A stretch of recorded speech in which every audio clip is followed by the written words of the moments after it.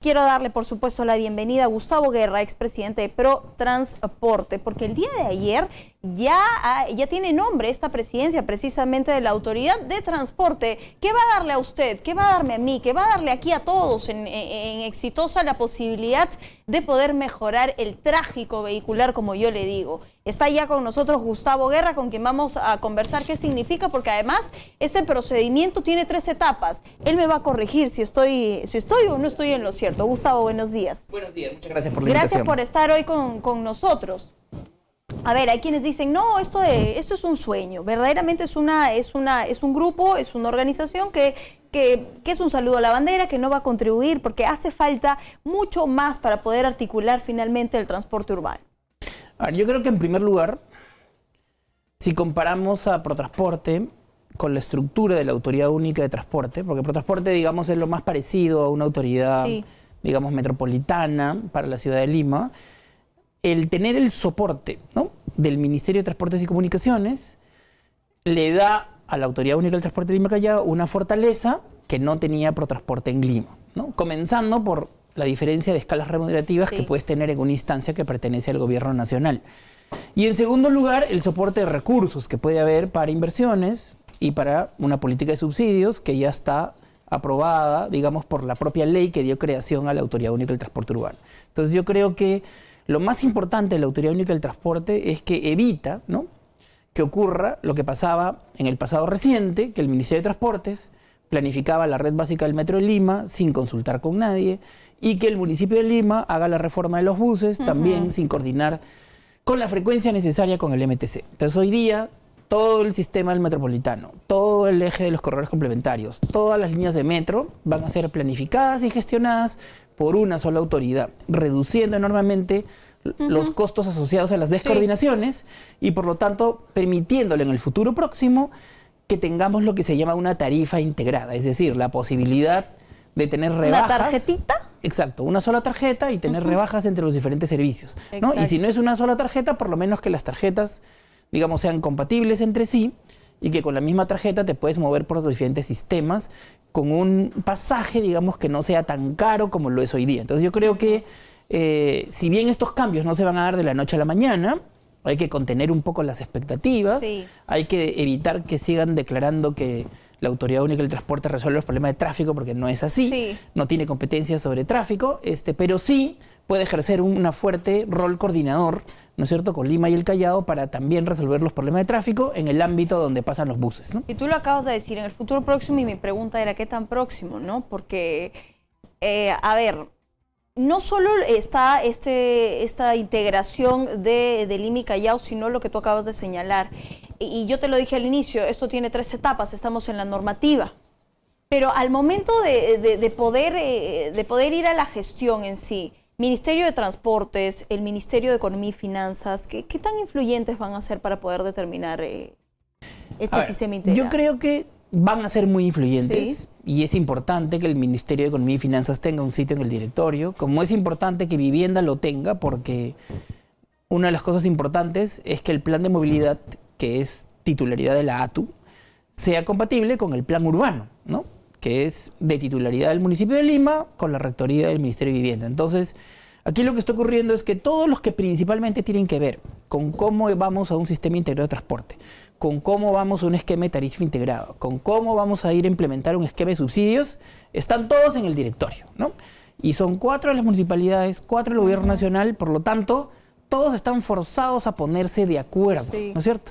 Y claro, siempre hay un voto dirimente del Ministerio de Transportes, porque siendo el rector, obviamente tienen que hacer el desempate en caso de que hayan problemas, ¿no? Lo principal aquí es que además yo creo que el perfil de los profesionales que conforman este directorio, por lo menos los varios que yo conozco, son gente que conoce el tema de transporte urbano, que tienen mucha experiencia y que por lo tanto yo creo que en general estamos en buenas manos, ¿no?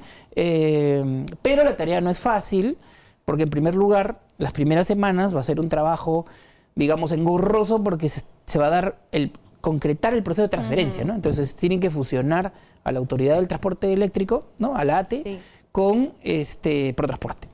Y luego absorber a las gerencias de transporte urbano en las competencias que se trasladan a la Autoridad Única. Entonces, todo ese proceso significa una evaluación persona por persona de quienes van a ir a la conformación de la ATU. Y es importante que se tomen su tiempo, porque solo los más calificados, los que corresponden al perfil de los puestos, son los que deben pasar a la ATU y luego completar con personas correctamente seleccionadas para tener una entidad técnicamente solvente, ¿no? Entonces, en las primeras semanas no va a haber forma que la ATU pueda, digamos, dar respuestas inmediatas, porque lo primero que tiene que hacer es conformarse. Y luego tiene que reemplazar las ordenanzas del IMI Callao, de transporte turístico, transporte de trabajadores, transporte escolar, ¿okay? El CIT, el bus patrón, etcétera, tiene que reemplazar la normativa municipal por una única reglamentación metropolitana, ¿no? Que abarque para todo el espacio del IMI Callao. Entonces, esas tareas iniciales van a tomar semanas, quizá meses, y la plena operatividad de la ATU se va a dar cuando concluyan, digamos, ambos procesos, ¿no? La transferencia y su reglamentación especializada. Entonces, un poco de paciencia, sí, no, te pero luego yo creo que van a haber sí, importantes resultados a favor de la gente, sobre todo la más pobre. Y verdaderamente poder llegar a la consigna de darle a la gente un sistema integrado, eficiente, moderno, que dista mucho de lo que tenemos aquí en imágenes, porque cuando tú dices, bueno, me voy a ir, o tienes la idea de transporte urbano, dices, ay no, es un dolor de cabeza, me voy a demorar la vida, huele mal, se demora. ¿Cuánto vamos a tardar en poder hacerlo? Yo sé que hay que ser pacientes, yo sé que esto es un gran esfuerzo que se está haciendo para poder tratar el tema de la informalidad, para poder mejorar la gestión, para darle verdaderamente a la gente un sistema de calidad. Pero en el camino, ¿qué trabas podría encontrar este proceso para que no llegue a su principal cometido? Yo diría que la principal amenaza proviene de los intereses de empresas mafiosas, ¿no? Que principalmente están concentradas en la provincia constitucional del Callao y que tienden a capturar, ¿no? A las autoridades de su propia jurisdicción y que han interpuesto a través del Consejo del Municipio del Callao un recurso ante el Tribunal Constitucional cuestionando la legalidad de la existencia de la Autoridad Única del Transporte por haber absorbido competencias de 2 municipios. Entonces, yo diría, el principal riesgo que tiene la autoridad es esa, ¿no? Que se interrumpa, digamos, su proceso de implementación porque el Tribunal Constitucional eventualmente pueda fallar en contra, ¿no? Ahora, yo creo que la probabilidad de que el Tribunal Constitucional falle en contra de la ATU es pequeña, pero digamos, ahí está como el principal riesgo, ¿no? Sí. Porque eso sí podría detener todo el proceso y seguiríamos con el desorden que causan las autoridades del Callao al dar autorizaciones que se meten a Lima, que recorren 1 kilómetro en el Callao y 34 kilómetros en Lima, ¿no? Y ese es uno de los problemas, digamos, que la ATU debe resolver, porque hoy día el desorden se basa en que hay rutas de Lima, rutas del Callao, rutas Lima-Callao y rutas Callao-Lima. O sea, 4 tipos de rutas, ¿no? Generando un caos total y además esa flota del Callao, el 80% se metió, digamos, por la chimenea, ¿no? Sin un mecanismo legal claro, a saturar vías tan importantes como Javier Prado, Panamericana, Benavides, Angamos, ¿ok? Universitaria. Entonces, parte de la solución del problema es que, digamos, haya una sola autoridad que resuelva, ¿no? Porque de nada servía que en el 2013-2014, ¿no? Por ejemplo, la actual ministra ponga un límite al número de taxis para que el Callao abra la inscripción para cualquiera y les diga a todos a los desordenados, vengan a inscribirse acá con su cafecito y sus galletas, en una clarísima posición de interferencia y perturbación para evitar que haya un orden en Lima, ¿no? Porque hay que decirlo también claramente, la ATU va a resolver el problema del sistema de taxis, que, ojo, los taxistas, entre formales, informales y colectivos, causan el 72%. Primero, ¿están debidamente empadronados, registrados y demás? Porque el registro es un problema en el país. Para que tengas una idea, cada día hay 2.2 millones de viajes que se hacen en colectivos ilegales, que son vehículos del tamaño de un taxi que están haciendo rutas contra toda la normatividad existente y contra todo lo que es racional.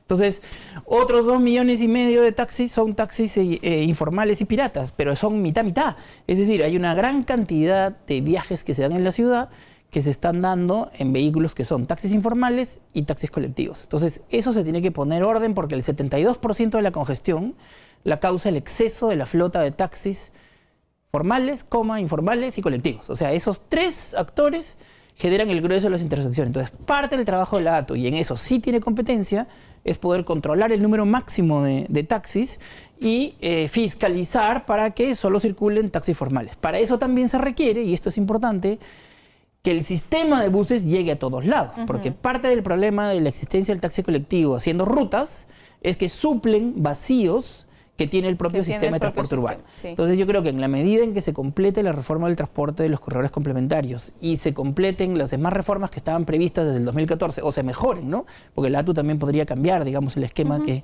estaba en marcha, y pongan control sobre el número de taxis y se fiscalice, sustituyendo, digamos, fiscalización humana progresivamente por electrónica, sí podemos tener una ciudad que se maneje muy diferente. Y la otra ventaja es que, estando el presidente de Protránsito, ¿no?, que es la entidad de Lima que ve el tránsito, dentro del directorio de la ATU, ¿no?, las posibilidades de poder coordinar, ¿no?, combinar soluciones de tránsito y de transporte, aunque no sean competencia de la ATU, digamos, están.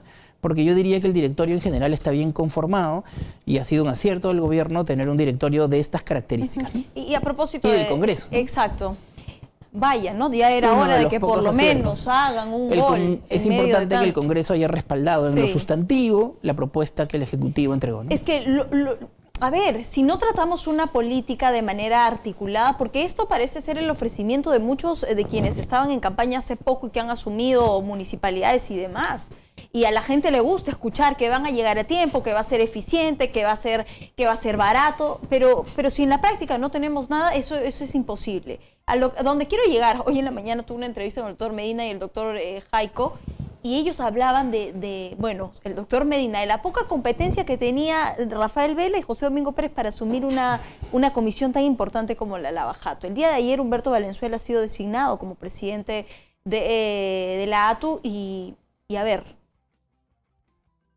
el líder se tiene que encargar de parte importante de esta gestión. Hay quienes sí han salido, voces se han alzado y han dicho, bien, estamos contentos porque es una persona competente, que tiene las características que las reúne para sacar adelante un tema como este. ¿Tú estás de acuerdo con esa opinión? Sí, yo estoy de acuerdo. Yo cuando era viceministro en 2001-2002, ya conocí a Humberto cuando él era bastante joven y ya estaba haciendo sus pininos en el Ministerio de Transportes, trabajando en la Dirección de Circulación Terrestre. Así que él tiene muchísimo recorrido, ha trabajado en el Ministerio por años en circulación terrestre, ha sido director general de transporte terrestre ya al inicio del gobierno de PPK, ha sido también jefe del equipo de corredores complementarios, por lo tanto conoce muy bien el esquema de la reforma y toda su vida ha publicado libros sobre el tema, está bien formado, tiene una maestría.